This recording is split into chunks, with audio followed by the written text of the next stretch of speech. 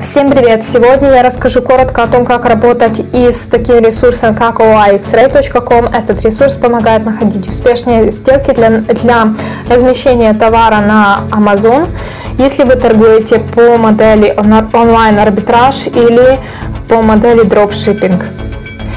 Чтобы увидеть возможности этого сайта, давайте перейдем на страницу Support Sites. Здесь вверху есть фильтр, где вы можете выбрать маркетплейсы с таких стран, как Канада, USA и также UK. Давайте для примера UK System. И мы увидим, что ресурс поддерживает или полностью, или частично. То есть он находит успешные сделки полностью по всему сайту или частично по некоторых позициях. Давайте выберем Full Support. Видим, что количество сайтов, поддерживаемых системой, сократилось до 40.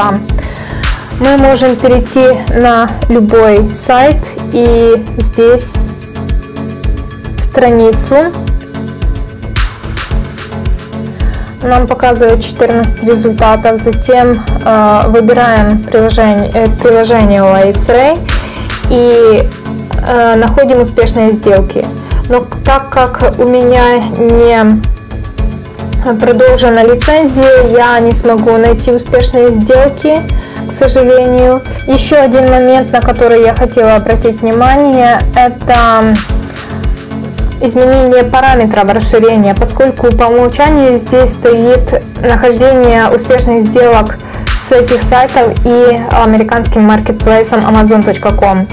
Если вы продаете, например, на канадском маркетплейсе Amazon или на британском маркетплейсе, вам нужно это перенастроить. Для этого надо перейти на параметры расширения и здесь внизу изменить. У меня стоит Amazon UK, поскольку я перенастраивала под себя. Вы, конечно же, делаете это с учетом того маркетплейса, на котором торгуете. На этом все. Всем спасибо за внимание. Надеюсь, видео было полезно. Всем удачных продаж. Пока-пока.